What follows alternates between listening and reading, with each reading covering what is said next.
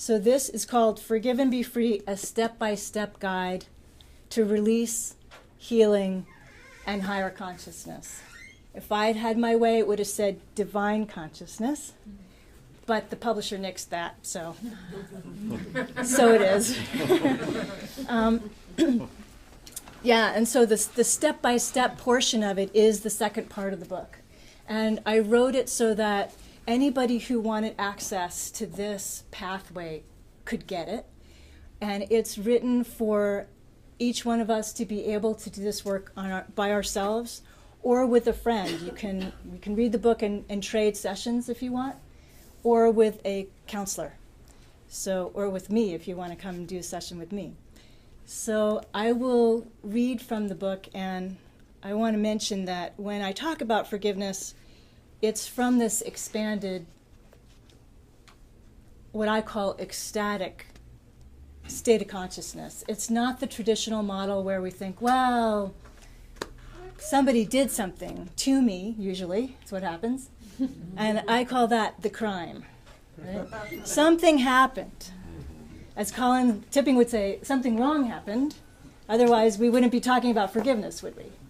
So something happened, and therefore, if we really want to resolve it, there are ways to do that where we do that on an outer level, say with reconciliation, with communication skills, all that stuff's great. The forgiveness is really about ourselves and our connection to the oneness.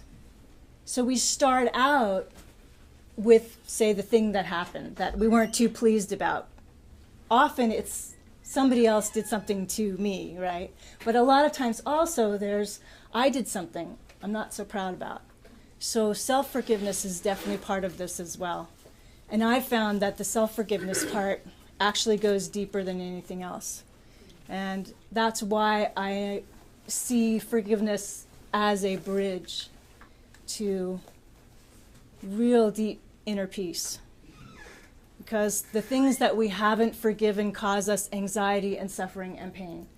And so if we can really identify what is it that I'm not feeling peaceful about, and then use these steps that I have described in the book, which are not hard to do. Anybody can do them. It takes honesty, openness, and willingness. If you've got those three things, you can do it. So the expanded model is really about seeing the inner purity and innocence of every single being. And that can be difficult if the crime happened, right? That's the time in which we say, nope, you can't be a pure, innocent being because you did that to me, and I'm pissed off, and that's that, you know? And so until we're ready to go, well, wait a minute, let me unpeel this thing. Let me take off the layers. Let me learn about it. What's this doing in my life?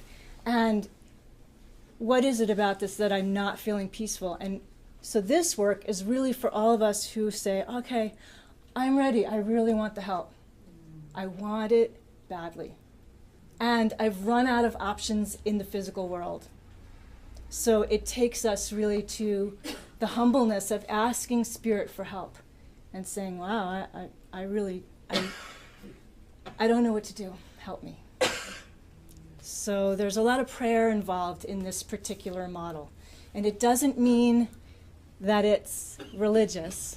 It means that we connect with the Spirit that gives us life. Whatever way we want to say that, religion or no religion.